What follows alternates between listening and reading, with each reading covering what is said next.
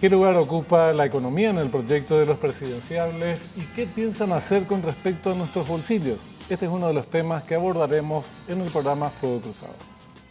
La crisis desatada al interior de la Corte Suprema de Justicia es otro de los capítulos este domingo en Fuego Cruzado. Bienvenidos.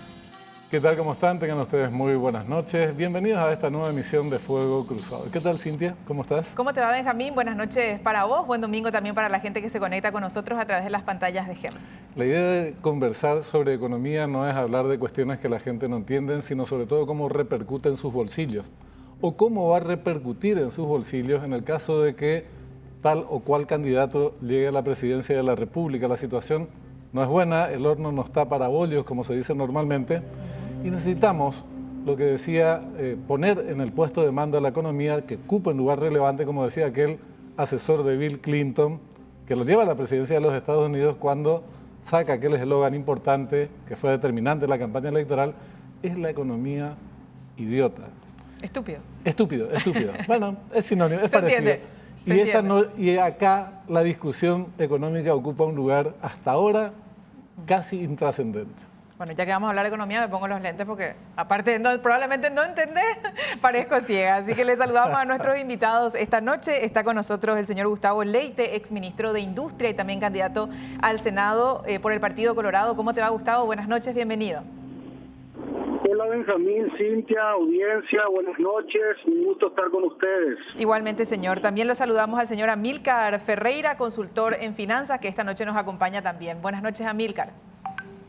Buenas noches, Benjamín, Cintia, Gustavo, también un gusto acompañarles y un cordial saludo a la audiencia. Igualmente, buenas noches para ambos. El tema, Gustavo y Amílcar, recién decíamos, ¿cómo determinar la importancia que tendría que tener en el debate político la economía? ¿Por qué no se le da tanta bolilla? O al menos que ustedes consideren lo contrario. ¿Qué lugar ocupa el debate económico en esta campaña electoral? ¿Con quién querés arrancar? Adelante. Y para nosotros es lo esencial, porque si no recuperamos la economía, si la economía no crece vigorosamente, no hay ninguna chance que el bolsillo de los paraguayos que trabajan y que trabajamos mucho, porque somos un país de gente laboriosa, vuelva a llenarse. El desafío tiene que ser una economía pujante que se derrame. Nosotros sí deberíamos crecer al 10%, entonces sí va a sobrar plata para programas sociales, entonces sí la gente se va a animar a invertir, entonces sí la gente va a consumir. Esa es la prioridad absoluta. ¿Por qué no se trata en temas políticos? Yo creo que no lo vienen escuchando a Santi, porque Santi viene diciendo esto hace más de un año, yo también y demás, tal vez porque no venda. Pero es evidente que si la economía no funcionan los países. Sin dudas. Amílcar, que desde la concertación es poco o casi nada lo que se escucha con relación a temas económicos. ¿Cuál es tu interpretación de esto? Yo creo que Paraguay ha tenido logros importantes en lo económico desde el 2003 para acá, si uno lo mira, digamos, como un proceso, no solamente los años más recientes. Hemos ido avanzando en nuestra calificación crediticia, hemos incursionado en el mercado de capitales, pero hemos llegado también últimamente a un tope de endeudamiento. Y creo que dado todo eso, los desafíos más importantes hacia adelante son el alcanzar el grado de inversión principalmente, que tiene que ver con un proceso de fortalecimiento institucional. Y a partir de ahí, bueno, conservar todo lo que hicimos bien. Yo creo que el equilibrio macro, la independencia del Banco Central, la ley de responsabilidad fiscal, el límite al déficit, son cuestiones importantes que hay que mantener. Y en el marco de eso, yo creo que las diferencias más bien van a ser matices, ¿verdad? Por ejemplo, en mi opinión, la política de inversión pública estuvo un poco desequilibrada en este último gobierno. 95% para rutas, apenas un 5% para viviendas. Y yo creo que habría que buscar una ecuación, por ejemplo, 80-20, ¿verdad? Seguir invirtiendo en infraestructura, pero darle también importancia al tema de vivienda. Hoy día el fenómeno social más importante de Paraguay es el crecimiento de las ciudades, de las urbes, por la migración campo-ciudad. y no hay una política pública que reconozca y atienda ese fenómeno, ¿no?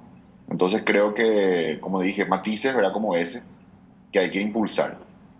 Y luego, bueno, dado ese tope de endeudamiento que hemos llegado, creo que más que nunca se hace necesario que todos los paraguayos entendamos que nos conviene más a mediano plazo vivir en un país con instituciones fuertes, fortalecer nuestro sistema institucional, hacer realidad la república con poderes independientes, cada uno de ellos cumpliendo su rol, y de esa manera que la próxima década sea una impulsada por la inversión, ¿verdad? Hay que recordar que la fórmula del Producto Interno Bruto dice que es el consumo más la inversión, más las exportaciones. Entonces una economía en diferentes momentos puede ser una economía impulsada por consumo, como por ejemplo es la de Estados Unidos, una economía impulsada por inversión, como lo fue Panamá durante 8 años, recientemente con la ampliación del canal, o una economía impulsada por exportaciones, como es China, y como también lo fue Paraguay en el boom de commodities.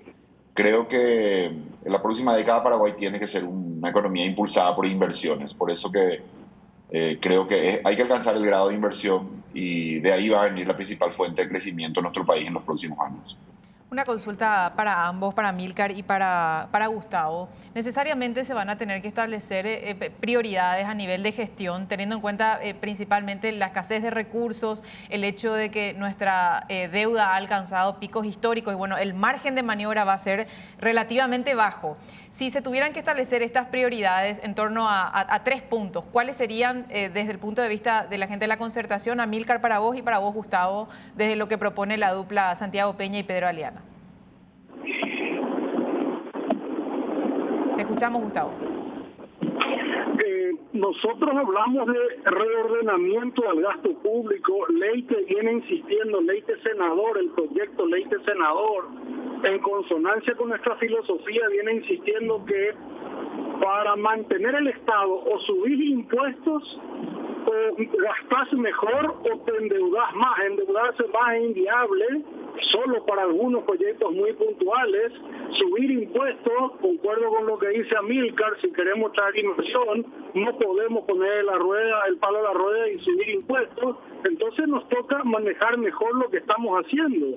Leite propone que la inversión pública vaya más a los medicamentos en los hospitales, más a la alimentación escolar, más al equipamiento tecnológico de las escuelas y que apuntemos a una reforma real del IPS, la salud, la educación, la ANDE, que son temas que hoy se volvieron inhibidores al desarrollo. Entonces yo veo, por un lado, que el programa de la concertación, por lo menos lo enunciado por su líder, que es Efraín Alegre, es un programa hermoso para un estado de bienestar rico de Europa, pero inviable de financiar en Paraguay si no es con más deuda, con más impuestos. Y en cualquiera de los dos casos eso echaría por tierra el discurso, para mí, certero de Amílcar, de apostar por una economía de inversión por los próximos 10 años. ¿Amílcar? Sí. Yo creo que las prioridades pasan en primer lugar por un proceso de fortalecimiento institucional, porque hoy las calificadoras dicen que Paraguay es una ecuación incompleta, ese equilibrio macro pero con debilidad institucional. A partir de ahí, con el objetivo no de alcanzar grado de inversión, yo creo que Paraguay tiene las condiciones para arriesgar, ¿verdad?, un plazo en los próximos 2 años o en los primeros 2 años de la próxima administración, alcanzar grado de inversión, haciendo bien las cosas, ¿no? Por otro lado, un fuerte programa de generación de empleo, por eso que también vuelvo al punto, el tema de vivienda es importante. Hay un estudio de la AFD que cifra en que por cada vivienda construida se generan 12 empleos directos. Entonces, creo que un plan importante de construcción de viviendas es, digamos, uno de los pilares. Y bueno, y lo otro es trabajar en la atracción de inversión extranjera, ¿no? Como dije, dado ya el endeudamiento tope en el que estamos, me parece a mí que por el lado de la inversión pública va a haber estrechez, digamos, no va a haber grandes, o va a estar limitado ese recurso. En todo caso, el ordenamiento del gasto público también es algo importante en lo cual hay que trabajar, ¿verdad? Seguir avanzando en el proceso de formalización por un lado y hacer un esfuerzo importante en lo que es el ordenamiento del gasto público. Ahí se pueden generar espacios fiscales que permitan a su vez incrementar la inversión extranjera. Y finalmente lo de la atracción de inversiones, ¿verdad? Creo que es un capítulo importante en el que vamos a trabajar de tal manera que, apoyado, ¿no?, en lo que hemos ido construyendo como país en los años anteriores, creo que ahora ya ha llegado el momento de recoger los frutos. Paraguay ha hecho un gran esfuerzo para convertirse en un país con equilibrio macro, con manejo, digamos, económico, financiero, en cierta manera ordenado, serio, y hemos tenido éxitos en ese renglón, y por ende ahora creo que lo siguiente es recoger los frutos, ¿verdad? Que eso se transforme en un flujo importante de inversión extranjera directa. Así que se conjuga todo esto, ¿no? Todo el fortalecimiento institucional, alcanzar grado de inversión y que la próxima década sea una década impulsada por inversión. Ahora, yo desde hace 30 años, exactamente, desde la campaña electoral del 93 en adelante, escucho el tema de captar inversiones internacionales y cosas por el estilo, que no está mal, pero que nunca se dio, o se dio de manera insuficiente, por decirlo menos, en algunos periodos de esto, a lo largo de este periodo, de esta etapa de 30 años.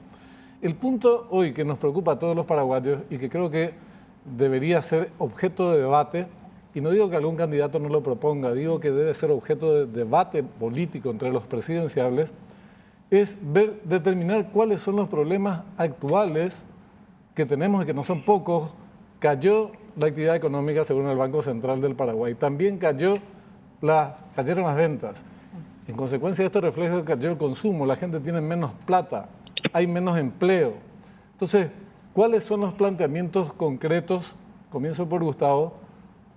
Salvo que el diagnóstico sea otro, es mucho más amplio, obviamente, de lo que yo mencioné. Pero ¿cuáles son los problemas a los que hay que responder en los primeros 6 meses, un año de gobierno, para aliviarle un poco la carga pesada que llevan los paraguayos sobre sus espaldas? Tenemos que recuperar la economía. La economía no crece por decreto, la economía crece por confianza porque hay inversión. Yo fui parte de un gobierno que hizo crecer la economía 25% en 5 años. Yo fui el ministro que trajo más de 220 industrias de exportación a Paraguay. Y las inversiones mega cuaqui de miles de millones de dólares no vinieron, pero la número 1, 2, 3, 4 y 5 del mundo autoparte vinieron en nuestro gobierno. La empresa más importante de aluminio del mundo está instalada en Guarambaré gracias a nuestra gestión. Nosotros apostamos a inversiones con alto contenido de empleo. Y tenemos que seguir por ese lado sin, por supuesto, dejar de lado lo mega. Lo mega no es tan fácil y lleva su tiempo. Para mí es credibilidad. Nosotros somos personas que ya participamos de un gobierno que fue el más destacado desde que se fue Stoner en materia de crecimiento económico, en materia de credibilidad. Santi es un hombre probado. Yo, los que lo acompañamos, tenemos un montón de experiencia en eso, podemos aportarla, pero vuelvo a decir algo que me preocupa del programa de la concertación. El programa de la concertación, desde el punto de vista poético, es espectacular, pero es absolutamente infinanciable con el Estado que tenemos hoy, con la economía que tenemos hoy. Si queremos cumplir lo que Efraín promete, o vamos a tener que endeudarnos muchísimo más, o vamos a tener que subir impuestos de una manera increíble. Y eso le va a poner un palo a la rueda de lo que tenemos que hacer ahora, que es recuperar la economía, despegar vigorosamente y ponerle plata a que la gente se pueda parar, se pueda poner de pie para trabajar. Yo no creo en los programas sociales per se perennes al estilo Argentina. Yo creo que nuestra medida de programas sociales tiene que estar por cuánta gente salió de los programas sociales y ya camina solo. Creo que por ahí va la cosa. ¿Amílcar? Hola, Sí. disculpen que no tengo buen retorno, no pude escuchar bien, es muy entrecortado ahora lo que decía Gustavo. Pero yo les decía, ¿no?, que creo que algo que los países que tienen éxito son los países serios hoy en el mundo. Entonces creo que Paraguay ha conquistado ciertos consensos mínimos que son muy importantes. Uno de ellos, por ejemplo, alrededor de la idea del equilibrio macro, de la independencia del Banco Central. Ese consenso, por dar un ejemplo, hermano, no existe en Argentina, ¿verdad? Una de las razones del desequilibrio crónico que tiene Argentina es ese, ¿verdad?, la falta de consenso. Entonces creo que hay cosas que no hay que discutir, ¿verdad?, en un país. El equilibrio macro, la regla de responsabilidad fiscal, el cuidar nuestra moneda son cuestiones que ningún gobierno, ¿verdad?, debería discutir y de hecho en nuestro caso tampoco. Ahora creo que todos esos son aspectos positivos de lo que ha sido la historia económica paraguaya reciente y eso hay que conservar y hay que cuidar. Pero dicho eso, como dije, dentro del marco de la responsabilidad fiscal, creo que lo que se puede hacer es algunos matices, ¿no? Bueno, de decisiones de política sobre en qué invertir y cómo hacerlo, ¿no? Y creo que un poco va por ahí, ¿verdad? Yo, en mi opinión, el aspecto más importante, la oportunidad más cercana, aquella que realmente va a tener un impacto económico muy grande en Paraguay, es alcanzar el grado de inversión. Yo propongo que, bueno, que se cree, ¿verdad?, una unidad especial que trabaje en todos los elementos, ¿verdad?, que nos acerquen a eso. Y creo que la próxima administración Paraguay tiene todas las chances de alcanzar. Eso va a generar un antes y un después en la historia económica paraguaya, porque hay que nada más mirar en la región países con grado de inversión. Por poner un ejemplo, Uruguay, que prácticamente la relación con Paraguay es 10-1, ¿verdad? Recibe inversión extranjera directa 10 veces la nuestra en promedio. Entonces creo que el gran salto económico de Paraguay se va a dar por esa vía, ¿no? El de embarcarnos en un proceso de fortalecimiento institucional, ser cada vez un país más serio que brinde garantías a la inversión extranjera, eventualmente alcanzar grado de inversión y multiplicar los flujos de inversión extranjera en nuestro país varias veces, como ya lo hacen otros países de la región con esa calificación. Lo de excedernos en el endeudamiento o incurrir en déficits fiscales excesivos, esas son fórmulas que llevan a la quiebra a los países. Yo claramente les digo que eso no está en discusión. Yo creo que el conservar todos los aspectos positivos de nuestra economía es algo que cualquiera sea el ganador debe hacerlo, ¿no? Dentro de ese marco del equilibrio fiscal se pueden discutir, en todo caso, matices de asignación presupuestaria, pero creo que es sano que en Paraguay no entre en discusión, no esté sobre la mesa la posibilidad de llevar a la quiebra al Estado incurriendo en excesivos déficits o endeudamiento. Un punto para ambos y me gustaría arrancar contigo, Amílcar, ya que la propuesta vino del candidato de la Concertación y aparece entre los primeros puntos en su propuesta económica, reducir la tarifa de la ANDE en 90% para los usuarios. Consultando con técnicos, ex gerentes de la ANDE, gente que estuvo vinculada mucho tiempo a la institución, te dicen esto es absolutamente inviable, es imposible de aplicar por una cuestión técnica simplemente que tiene que ver con el presupuesto de la ANDE y sus condiciones actuales financieras, ¿verdad? ¿Por qué se parte de una propuesta así que parece una mentira, Amílcar, por hablar mal y pronto y no se habla de la cuestión de fondo cuando se plantea esto? Bueno, hola, ¿me escuchan? Atentamente. Sí. Bueno, el costo de generación el costo al cual ANDE compra la energía de Itaipú, a partir ya de la cancelación total de la deuda de Itaipú en el 2023, va a bajar. Entonces la ANDE va a tener la oportunidad de comprar la energía a un precio sustancialmente más bajo. Entonces ahí se da la oportunidad, digamos, de trasladar parcialmente esa reducción del costo de compra de energía a los consumidores. Entiendo que va por ese lado la propuesta de Efraín Alegre.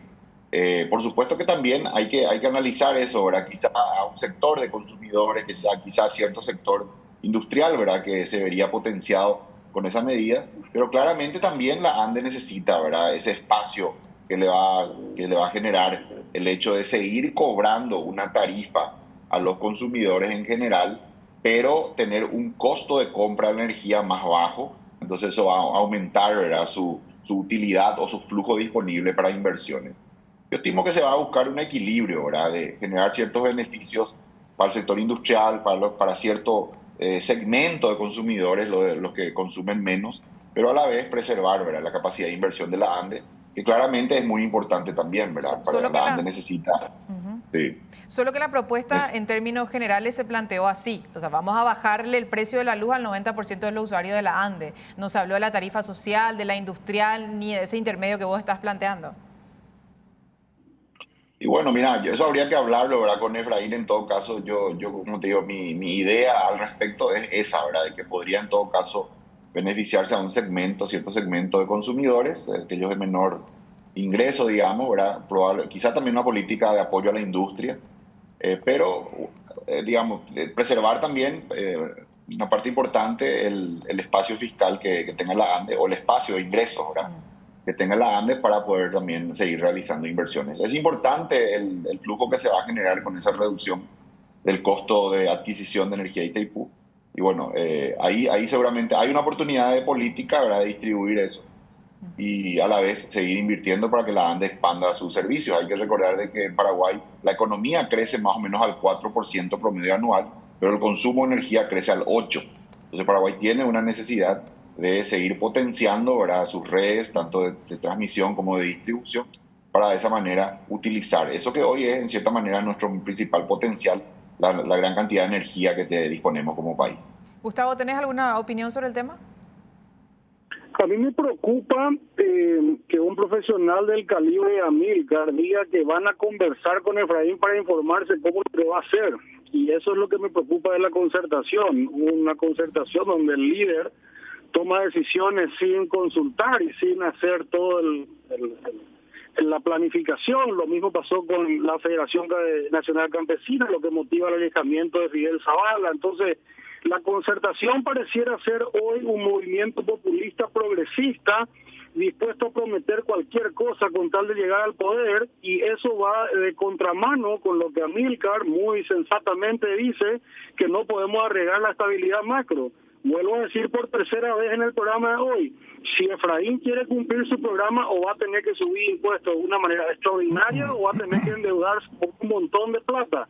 Y si hace cualquiera de las dos, lo que postula Amílcar, por lo que yo comulgo, no va a ser posible. Entonces estamos en ese problema de entender cuál es lo que es la propuesta de la concertación, cuál es la propuesta de los hombres de la concertación con sensatez, que no son Efraín Alegre, y cómo van a amalgamar la sensatez con la necesidad política desesperante que tiene Efraín Alegre de arrancar su campaña.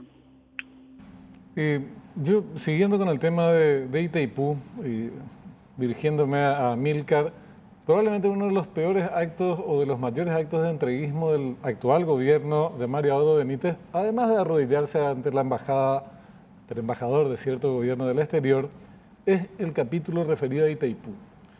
Ya viene con el acta bilateral. El año pasado permitió que de manera unilateral Brasil baje la tarifa. Este año la misma cosa. Y me preocupa mucho lo que vos señalás, dando por hecho de que el costo va a bajar sustancialmente. Esa es la política brasileña. No nos conviene a nosotros que baje la tarifa de Itaipú, porque eso implicaría renunciar a la posibilidad de que Paraguay desarrolle una serie de obras de emprendimiento que generan trabajo y mueven la actividad económica, y Brasil haga lo propio, digamos, en paralelo con el mismo presupuesto. Entonces, ¿por qué dan por sentado que Paraguay tiene que perder estas negociaciones? Por ejemplo, Santiago Peña dice otra cosa. Él dice, discutamos con Brasil qué emprendimientos podrían realizarse en cada margen para que Itaipú financie y en base a eso establecer la tarifa, que en ese caso imposible sería que baje, Amílcar. No, Benjamín, te pido que no lo pongas de esa manera. No damos por sentado que Paraguay va a perder nada, todo lo contrario. Un gran desafío que encara la siguiente administración, el próximo gobierno, es justamente esa negociación con Brasil. Y yo creo que con el presidente Lula, digamos, en el gobierno en Brasil, se dan mejores posibilidades, ¿verdad?, por la capacidad de diálogo y también cierta visión de estadista, de líder regional que tiene el presidente Lula y que ya lo ha demostrado, ¿verdad?, en negociaciones anteriores. No está más abierto, ¿verdad?, a atender los intereses de los países vecinos, ¿verdad? Brasil, por ser la economía más grande de Sudamérica, está llamado a ser el líder regional, pero ser un líder implica, por un lado, ciertos privilegios, ciertos beneficios, ¿verdad?, de construir, digamos, la posición del bloque, pero a la vez responsabilidades, ¿verdad? Responsabilidades especialmente con las economías más pequeñas. Y en ese sentido, creo que el presidente Lula entiende esto. Por eso creo que se abre un capítulo, claramente la posición paraguaya. El objetivo va a ser obtener la mayor ventaja posible en Itaipú. Para mí lo ideal sería lograr conseguir que la ANDE pueda vender el 50% de nuestra energía a Itaipú en el mercado mayorista brasileño. Eso va a ser, digamos, una de las principales, diría yo, negociaciones que va a llevar adelante el próximo gobierno, claramente. Pero en el caso de que no se dé, ¿verdad?, en el caso de que no se logre por la vía de la negociación. Y bueno, entonces Paraguay tendrá que usar su energía, ¿verdad? Simplemente tener esa energía al costo y luego utilizarla, un proceso de industrialización importante, ¿verdad? Por eso que es importante el apoyo a la industria. Paraguay creo que también en la próxima década tiene grandes oportunidades de crecimiento en el sector industrial. Por un lado, la maquila, que está mostrando ya un gran éxito, ¿verdad? Paraguay empieza a recoger los frutos de esa política con la instalación cada vez mayor de industrias que vienen a Paraguay. Y por otro lado, también la reciente apertura de mercados como el de Taiwán, para la carne de pollo, y también de cerdo, por ejemplo, el mercado uruguayo que habilitó para el mercado, para lo que es la producción de cerdo. Estos dos rubros, carne de cerdo y carne de pollo, empiezan a crecer. Hay un potencial enorme ahí de crecimiento. Se suma, digamos, lo que es la cadena de carne vacuna. Y creo que la industria va a ser, es un sector que puede crecer muchísimo Sí. en los próximos años. Hacer realidad esa frase de que Paraguay es un gran productor de alimentos. Y bueno, hacer realidad eso, realmente construir grandes industrias que exporten alimentos al mundo. Sí, sí, sí. Pero en realidad, a modo de reflexión entre todos, si Itaipú no baja sustancialmente la tarifa, no existe ni siquiera la hipótesis, como hipótesis, que la ANDE, que hoy trabaja deficitariamente y tiene un montón de agujeros que cubrir, baje la tarifa para el consumidor. Eso es engañoso. La única posibilidad como hipótesis de que baje la tarifa de la ANDE es si cae al piso la tarifa de Itaipú, como propone y le conviene al Brasil. Más nada, porque en ese caso, si bajara la tarifa, bueno, no se podrían emprender una serie de proyectos de infraestructura que generarían trabajo y otras. Pero es un capítulo muy puntual, muy importante, solamente que se usan consignas electorales, Amílcar, que no son factibles de poner en práctica y terminan resultando, como decía, engañosas. Quiero intervenir, si me permite. Sí, sí, adelante, Gustavo. Vuelvo a quedar preocupado por las expresiones de Amílcar, porque él hace loas al liderazgo de Lula, y quiero saber si es cierto que el equipo del PT de Lula, donado por Lula, es el que le está haciendo la campaña a Efraín Alegre aquí en Paraguay, porque si fuera así, estamos ante la entrega anticipada de todos los intereses paraguayos. ¿Amílcar? No, preguntaba, Amílcar, te trasladamos la pregunta que hacía Gustavo. Con preocupación manifestaba que si hay una relación directa y expectativas ciertas en el gobierno de Lula y un trabajo común entre el gobierno de Lula y el proyecto de Efraín Alegre, estaríamos hablando de una especie de entrega anticipada de la soberanía paraguaya a los intereses brasileños. Mira, el próximo gobierno, repito, ¿verdad? Va a encarar esa negociación con Brasil con el máximo patriotismo, buscando defender los intereses paraguayos y, por supuesto, ¿verdad? Buscando el mayor beneficio para nuestro país. Creo que se presenta un escenario favorable, ¿verdad? El presidente Lula en el gobierno en Brasil, un presidente que ya ha hecho concesiones en su momento. Hay que recordar de que bajo el gobierno del presidente Lugo se ha logrado triplicar la compensación por cesión de energía. Se llevó de 120 millones de dólares por año a 360. Con eso luego se crea el FONACIDE, por ejemplo. Y bueno, esa negociación va a ser importantísima, va a ser clave, va a ser de alto nivel y se va a buscar, ¿verdad? Obviamente, obtener el máximo beneficio posible para el país. Repito, lo ideal sería que nosotros podamos vender nuestra energía a precio de mercado a Brasil, ¿verdad? Vamos a ver, ahí hay dos posibilidades. Una es que tengamos éxito en esa negociación y la otra es que no, ¿verdad? Y que simplemente Brasil no esté dispuesto, ¿verdad?, a dar esas concesiones, con lo cual tendremos que nosotros usar nuestra energía, repito, un proceso de industrialización importante, utilizar esa energía a nuestro provecho, desarrollando industria, desarrollando empresas que puedan utilizar esa energía y generar empleo. Amílcar, yo te quiero insistir nomás sobre lo que te planteó Gustavo, porque me parece que no respondiste directamente. Si es que existe ese... No le escucho a Gustavo por un problema de retorno. A ustedes les escucho perfecto, pero lo que dice Gustavo no escucho nada. Sí, una cuestión de retorno. Sí, señor. Te paso la consulta. Repetir? Sí, señor. Sí. Lo que él te plantea es si es que es cierta la versión de que estarían trabajando en conjunto, digo, los equipos del señor Lula da Silva, que hicieron su campaña para estas últimas elecciones, y el equipo de Efraín Alegre? O sea, una pregunta muy concreta. Y entiendo que vos estás muy metido en la campaña de la Concertación, por lo menos por el contenido que se está haciendo público con tu presencia, ¿verdad? Mira, yo sí estoy trabajando, participando en algunas reuniones, pero desconozco, o no, por lo menos yo no presencié, no vi, no hablé con nadie del equipo del presidente Lula aquí, ¿verdad? No, eso en todo caso habría que preguntarle al candidato, ¿verdad? Pero por lo menos que yo tenga conocimiento, no hay ningún contacto o trabajo conjunto con nadie de Brasil. A mí me parece que hay un tema que es importante debatir, que es el que señalás, la colocación, la venta directa de la energía que no utilizamos al mercado brasileño, corresponde en el marco de la revisión del anexo C. Pero ya vamos por el segundo año que se están entregando intereses paraguayos a favor del Brasil en lo que respecta a la tarifa de Itaipú. Pasó el año pasado, ocurre nuevamente este año.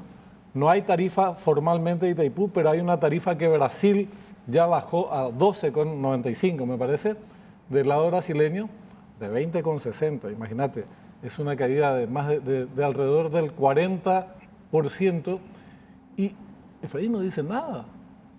Entonces, a mí me preocupa tremendamente hablar de negociaciones futuras cuando en el presente no se está haciendo nada para frenar una decisión unilateral de Brasil que perjudica al Paraguay. Pero eso lo dejo como preocupación.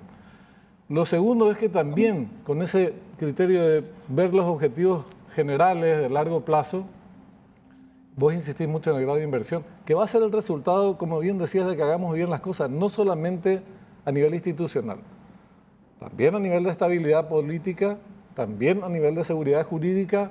Es decir, hay una serie de factores que va a permitir o no que alcancemos el grado de inversión. Pero antes, hoy, ¿qué hacemos con el bolsillo de la gente? Hizo huepalomita, no hay trabajo, y está bien reactivar la economía y está bien luchar por el grado de inversión, pero eso va a futuro, eso no es de resultados inmediatos, ni la industrialización tampoco. ¿Qué hacemos ahora, de agosto, a partir del 16 de agosto, para hacer frente a esa situación penosa de los paraguayos, de tantos paraguayos por lo menos, ¿verdad?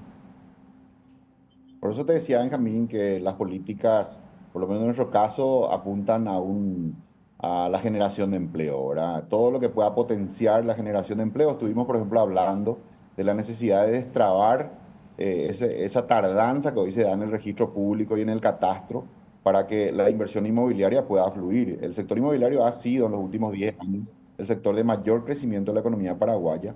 Y nosotros tenemos que ayudarle a ese sector, ¿verdad? Hoy ellos sufren esas trabas, es un cuello de botella hoy lo que tarda el registro público. Vos querés construir, querés transferir un inmueble y tenés que esperar 6 meses a veces por esa tardanza, ¿no?, que se da en eso. Entonces, poner foco en eso, resolver eso, es un componente importante del clima de negocios, de tal manera que se genere empleo. Por el lado también de la inversión pública, la construcción de vivienda, seguir impulsando la inversión en infraestructura y un trabajo fuerte de fortalecimiento institucional para alcanzar el grado de inversión. Con respecto a la negociación de Itaipú y eso que decías que hubo, en tu opinión, ¿verdad?, que se han cedido a los intereses, yo te digo poniéndome un poco una posición de independiente, de analista más bien. Yo no creo que eso haya sucedido.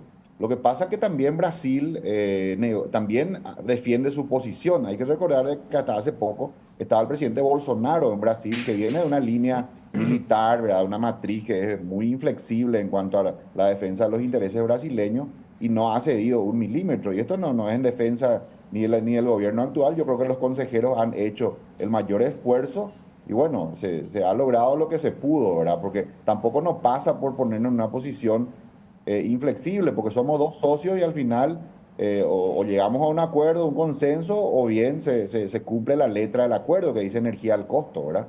Y creo que la posición brasileña ha sido inflexible. Energía con desarrollo es el acuerdo. Recordarás aquella tarifa que tenía que bajar y al final quedó en un punto intermedio, creo que en 24. Y bueno, yo no creo que haya habido una posición antipatriota o de cesión de los intereses paraguayos. Se ha hecho todo el esfuerzo, pero que repito, Brasil también defiende su interés. Entonces, en ese marco, bueno, se logra lo que se puede. Ahora justamente se abre un periodo diferente porque está el presidente Lula en Brasil. Creo que es un presidente más que tiene una visión más amplia, ¿verdad? De que ser un líder regional implica también responsabilidades. Y creo que la negociación que se va a hacer ya seguramente con el nuevo gobierno que asuma va a abrir nuevas posibilidades para que Paraguay obtenga beneficios en Itaipú. Agradeciéndole el tiempo a ambos y para despedirnos, Gustavo, ¿algo que quieras acotar? Y yo celebro que Amílcar por lo visto me viene siguiendo porque yo vengo hablando de la eliminación del coimódromo hace ya 6 meses en campaña. Es bueno que tengamos coincidencia, el coimódromo no se circunscribe solo a registros públicos y a catastro, también el MADES, también INAR, INAVISA, SENADE, las municipalidades, plazos acortados ejecutivos para un sí o un no, va a dinamizar la economía de una manera extraordinaria y va a ser una señal espectacular porque vamos a ser un país con poca burocracia y donde se va a eliminar las coimas ex ante. Pero no dejo de estar preocupado de que estamos ante una promesa electoral del candidato de la concertación que depende del humor del señor Lula. Y el señor Lula es el que le manda de regalo a Efraín su equipo político, comunicacional y de marketing. Entonces me parece que el seguismo por adelantado es muy preocupante para Paraguay. ¿Algo para despedirnos, Amílcar? Disculpe, es que no escucho lo que dice Gustavo por el tema del retorno. Es mejor para tus oídos. Plantear una pregunta. No, fue un cuestionamiento retomando el tema de la colaboración para la campaña del gobierno de Lula y que eso representaría un acto ya de entrega por adelantado de los intereses paraguayos ante Brasil. Mira, yo creo que Paraguay está en un proceso interesante en mi lectura, en mi visión. Ninguna de las dos fuerzas políticas que están hoy en pugna, digamos, con mayores chances para alcanzar la presidencia, van a significar un cambio, digamos, de modelo económico, sino que más bien están más cercanas al centro, ¿verdad? Con algunos matices nada más. Y creo que eso es bueno. Creo que cualquiera sea el que gane va a respetar, ¿verdad? Todas las conquistas que ha tenido Paraguay en cuanto a, por ejemplo, el mantenimiento del equilibrio macroeconómico, el respeto a la ley de responsabilidad fiscal. Y bueno, algunas diferencias van a venir más bien por el tema del gasto público, de ciertas decisiones, digamos, de invertir más o menos en lo social, por ejemplo, ¿verdad? Pero en ese marco de responsabilidad fiscal. Y es bueno eso, ¿verdad? La alternancia para mí es un valor para toda democracia, no significa ni una desgracia. En todos los países, prácticamente Paraguay ya es el único país de Sudamérica que no tiene alternancia. En todos los países, en Chile ha ganado Bachelet, después ganó Piñera, en Argentina gana Macri, después gana Fernández, en Brasil Bolsonaro, después Lula. O sea que Paraguay, si se produce una alternancia, le va a hacer bien porque va a iniciar un periodo de una competencia sana, democrática, en donde los votantes van a dejar claro de que aquellos que hagan bien su trabajo lo va a premiar con su voto y aquellos que no también los va a castigar. Amílcar, gracias. Sí. No, gracias por tu tiempo y por acompañarnos esta noche, muy amable. Muchas gracias. Gracias también, Gustavo, por acompañarnos esta noche en Fuego Cruzado. Un gusto y saludo. Vamos a solucionar el retorno a Amílcar para la próxima, porque si no, no se puede debatir. Sí, señor. Es así. Gracias. Lo haremos. A mí me deja una preocupación, pero por lo menos una explicación de la postura de Efraín Alegre con respecto a la tarifa de la ANDE, porque dice Amílcar dos cosas. Paraguay no actuó mal con respecto a la negociación de la tarifa que planteó Brasil, que es bajar la tarifa. Entonces, bajó, logró su objetivo y según Amílcar, esa fue una negociación normal. La segunda cuestión, que es importante, explica que con la baja sustancial del costo de la energía se podría financiar una reducción de la tarifa de la boleta de la ANDE. Para el usuario final. Esa es la política de Brasil para Itaipú Binacional.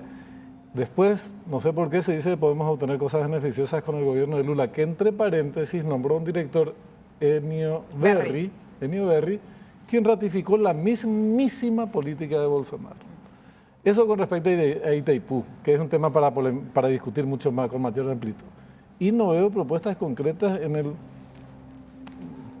en función a las necesidades de nuestra gente. Eso eso de alguna forma hay que instalar en el debate político electoral. Mucho parece retórica política nomás, pero no te dicen el cómo lo van a lograr. Trabajo, ok, ¿cómo? ¿Y el trabajo? ¿De dónde sale? Hacemos la primera pausa en Fuego Cruzado, ya volvemos.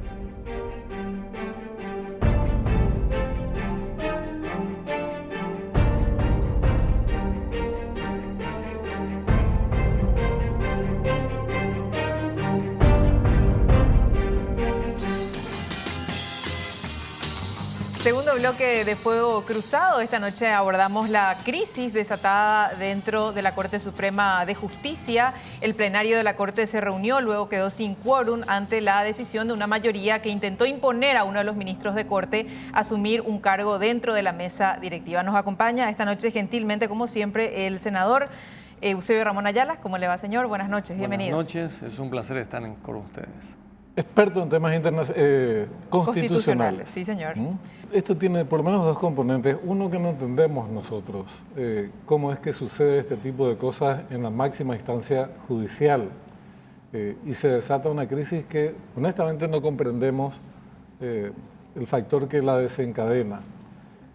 Y después el lado político. El segundo factor es el correlato político. Ya sale un senador y dice juicio político.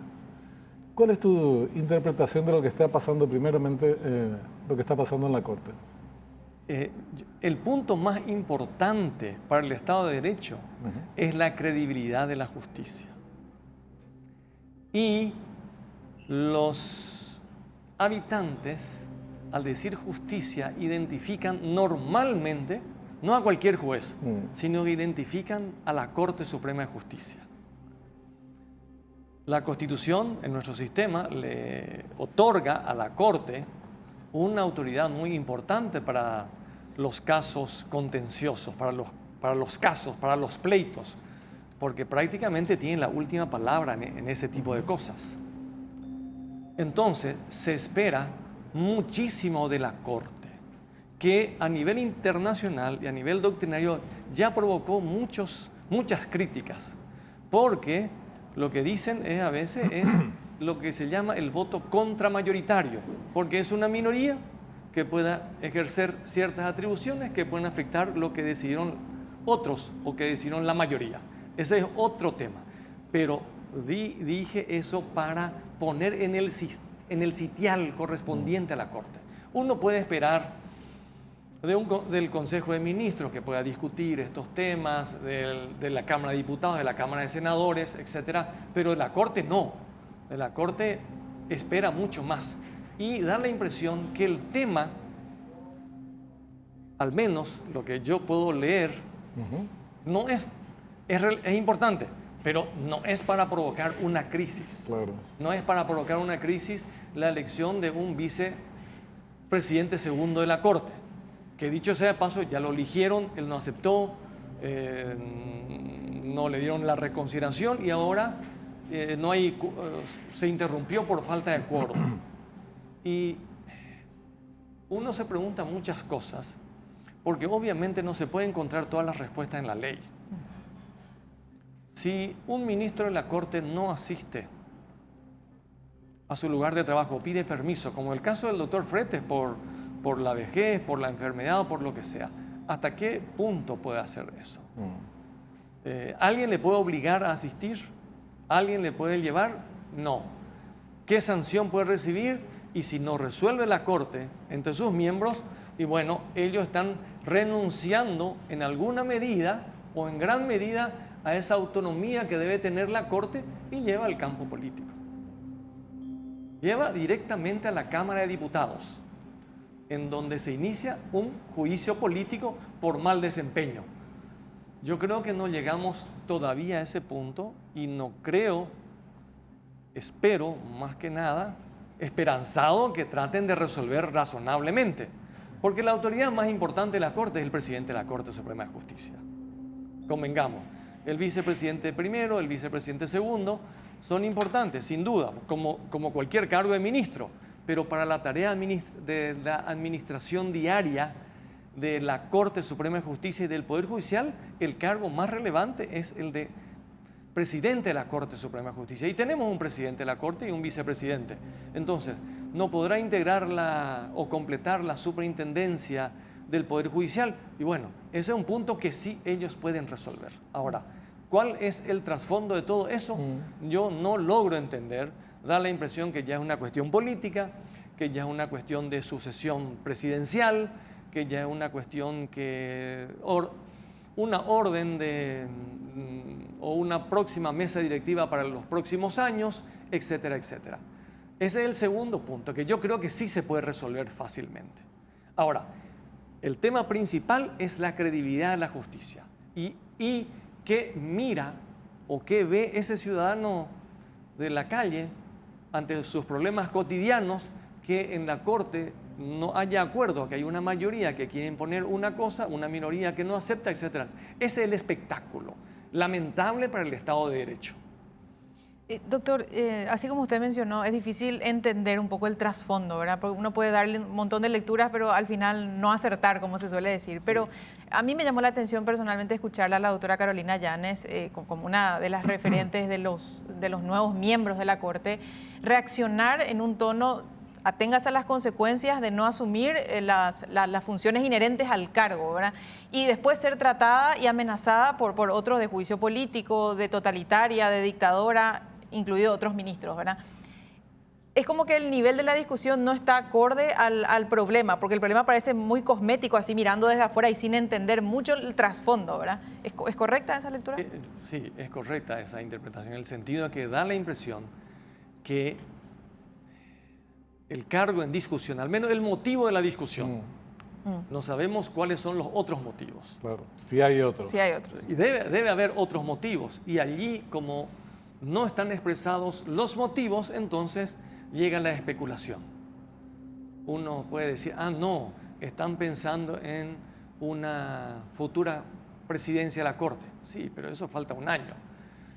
Para elegir en otros lugares, etcétera, porque también tienen que renovarse, no ahora, ¿verdad? Pero hay otros cargos que ocupan los ministros de la Corte, en el Consejo de la Magistratura, que duran 3 años, y también en el Jurado de Enjuiciamiento, que duran 3 años con la nueva ley, que yo no sé cuál es ese orden.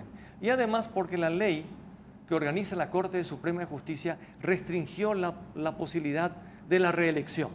No hay reelección de la mesa directiva, y también de las presidencias de la Corte. Los 3 tienen que ser reemplazados. Los 3 tienen que ser reemplazados en el sentido de que los presidentes de las salas no pueden ser reelegidos. Entonces, de 3, para entender, primero se integran las salas, que son 3. 3 salas con 3 miembros cada uno. Eligen al presidente de la Corte de entre los 9 ministros. Recayó en un ministro que integra la sala constitucional. Por lo tanto, el ministro de la Sala Constitucional, que fue electo presidente de la Corte, debe presidir la Sala Constitucional. Y preside. Entonces, y además la ley dice que los 2 restantes no pueden ya ser electos de esa sala. Quedan entonces 6 para la vicepresidencia primera. Eligieron al vicepresidente primero y por lo tanto los de esa sala también quedan excluidos y entonces quedan 3. Y de esos 3, uno no podía ser porque era el presidente y quedan 2.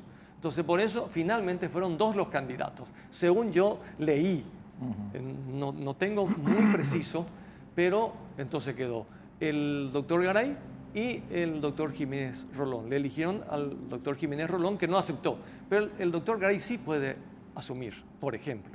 Yo Sí estaba puede equivocado.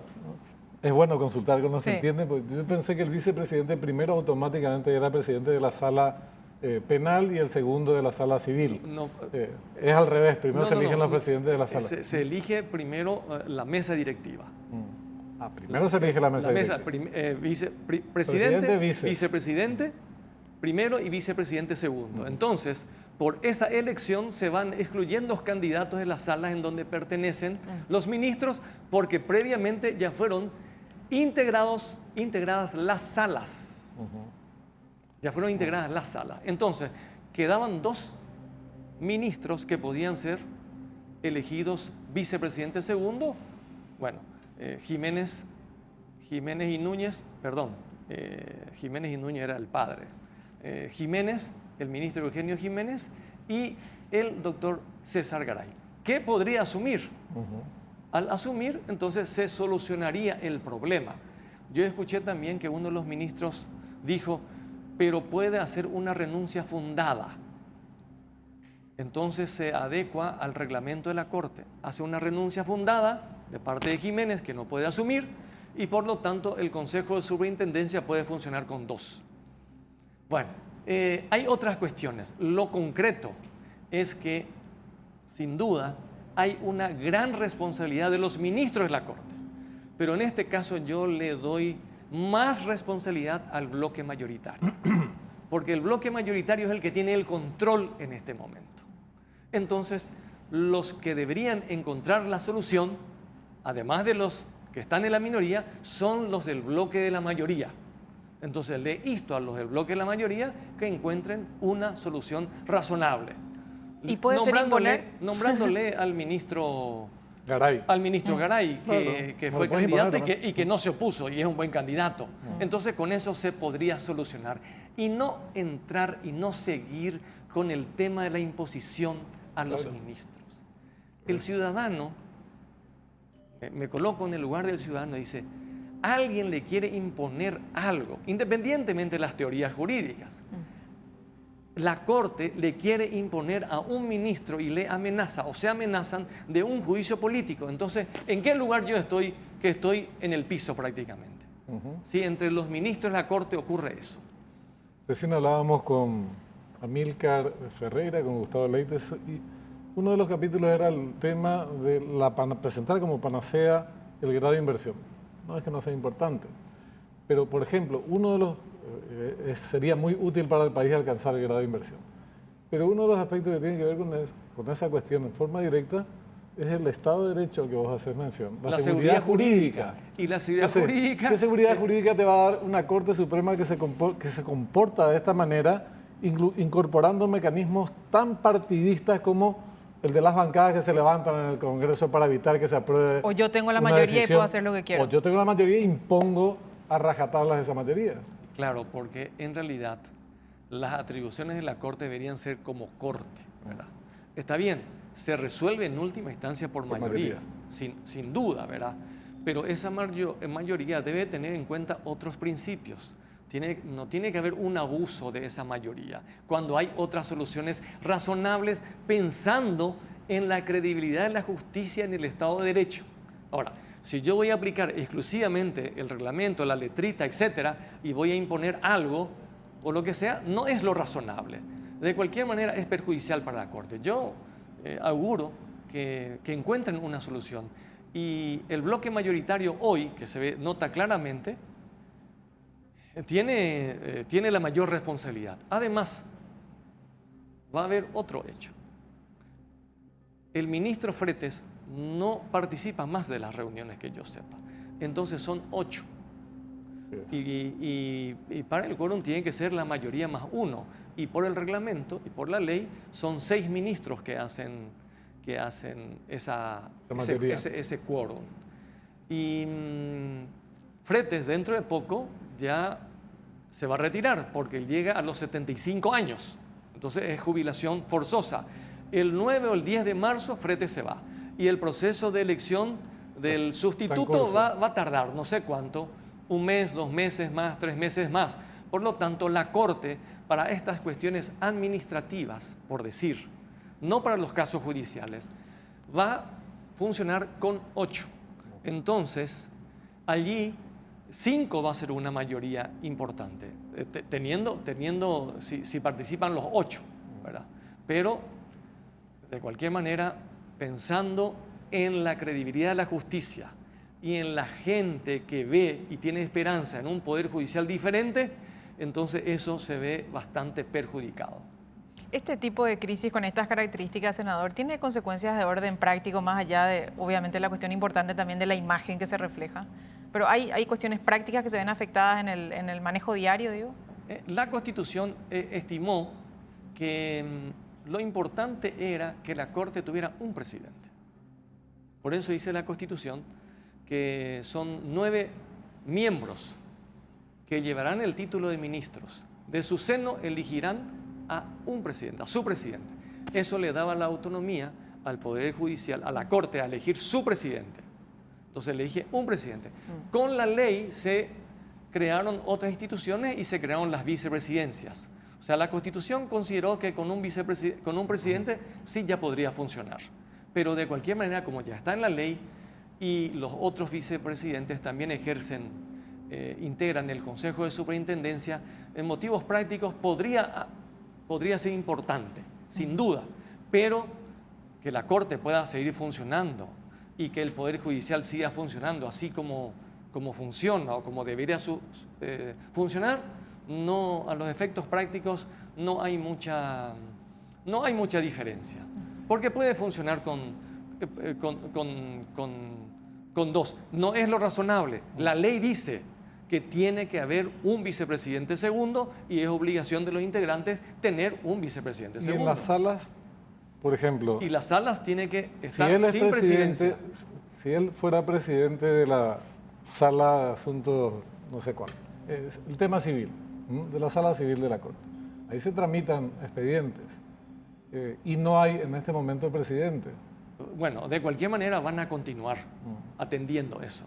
O sea, no se va a paralizar por eso. Va a provocar problemas, pero va a continuar. Porque no se puede negar, ahí ya empezamos a aplicar un principio, no se puede negar justicia a alguien solamente porque no hay un presidente de sala o no hay un vicepresidente. Hay una serie de sustituciones y mecanismos, porque lo más importante es que haya justicia, que los usuarios, que la gente encuentre solución a sus problemas. Ese es el punto importante de esa visión. Supongamos que la causa de la crisis es la que se alega, la única causa, que no hay otras cosas tras bambalinas, porque ahí entraríamos en hipótesis, alguna de ellas hasta absolutamente descabelladas. Yo escuché varias versiones. ¿Cuál es la versión que escuchaste, Benjamín? ¿De las descabelladas? Sí. Y que somos profesionales de la previsión y que ya estamos viendo qué va a pasar en el 2024, entonces ya se están tomando medidas. No perdemos lo que va a ocurrir la semana que viene, vamos a estar previendo lo que ocurre el año que viene, por ejemplo, ¿verdad? Que se busca una corte a la medida en ese momento. Una corte a la medida, una mesa directiva a la medida. Bueno, de verdad, para un país tan improvisado como el nuestro y nuestras autoridades que se mueven en ese marco. Sería novedoso. Sería absolutamente extraordinario, sí. Plausible si esa es la causa. Ahora, la que alegan, que es, hay una mayoría, la ley establece que al ser electo para un cargo colegiado, como es la Corte Suprema de Justicia, ya asumís obligatoriamente que si sos elegido para funciones de vicepresidente, tenés que aceptar. Que califica para ocupar todos esos cargos es sí, seguro. Esa es otra cosa. Eso es seguro. Eso no está en discusión. Pongamos otros casos, ¿verdad?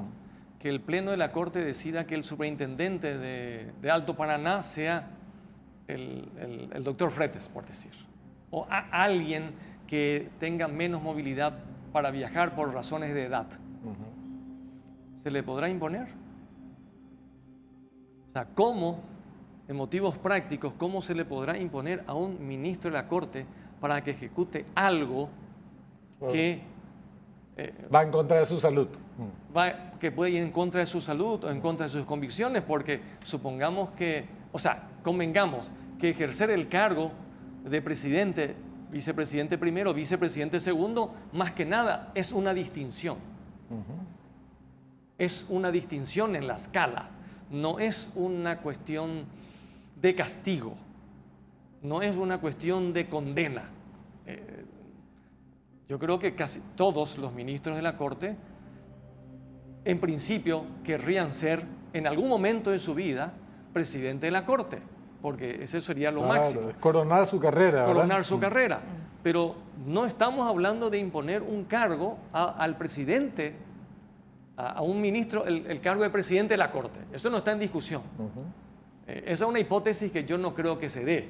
Nadie rechaza esa imposición. Esa imposición de ser presidente de la Corte. Claro, puede haber que alguien, por sus condiciones de salud, de trabajo, de estabilidad o lo que sea, diga, hay una sobrecarga en el trabajo que tengo que hacer y ya hay una altísima morosidad judicial de la Corte Suprema de Justicia en desmedro de los habitantes, de las personas que tienen pleitos. Entonces estoy atrasado o estamos atrasados en nuestra sala en resolver los casos, entonces no estaría en condiciones de ejercer el cargo de presidente de la Corte, que requiere una dedicación muy importante. O sea, debería tener más vitalidad que cualquiera, porque además de sus funciones jurisdiccionales y de administración, que son muchas, muchísimas, también están esas actuaciones protocolares por el cargo. Tiene que recibir audiencia, tiene que asistir a los actos, a una serie de cosas que podrían no hacerlo seguramente, pero de acuerdo a la costumbre del Paraguay, sí, los ministros de la Corte o el presidente asisten a muchos actos. De cualquier manera, me resulta muy llamativo discutir, que los ministros de la Corte discutan por el cargo de vicepresidente segundo y que una mayoría, es lo más llamativo, que trate de imponer a un ministro a que asuma el cargo de vicepresidente segundo. Es muy, muy raro, ¿verdad? La verdad es raro, digo, para no decir que es lamentable, porque llegado a un punto determinado, para eso están los acuerdos, para eso se conversa, para eso se discute, para eso se acuerda. Y bueno, entonces uno dice cada vez más. Le suelo leer de vez en cuando a Waldron, un jurista, dice que escribió un famoso libro, Derechos y Desacuerdos, que una gran parte de la teoría jurídica y política, dice, desarrolló, o la mayor parte se desarrolló sobre los acuerdos, pero sin embargo había no tantos estudios sobre los desacuerdos, y desarrolla una serie de análisis de eso, ¿verdad? Entonces, en este momento, creo que este desacuerdo, la Corte debería tomar como una oportunidad para darle credibilidad a la justicia resolviendo bien. Y reitero, la mayor responsabilidad tiene el que tiene el control, y el que tiene el control es el bloque mayoritario. Senador, le agradecemos su tiempo y su presencia con nosotros esta noche. Muy amable. Además, en este tema del Poder Judicial, no estamos hablando de una institución súper creíble, prestigiosa, ante la que todo el mundo se saca el sombrero. Se parte de la crítica. Se parte negativa. De la crítica, de la sospecha, de la duda. No es una persona que está en forma y dice, me permito tomar medio litro de helado porque puedo hacerlo. En este caso, no, es todo lo contrario. Y sin embargo, obra de la forma en que está obrando de manera con vicios muy parecidos al de los políticos. En consecuencia, el grado de descrédito puede ser cada vez mayor. Nos reencontramos el próximo domingo. Que tengan una buena noche. Hasta entonces.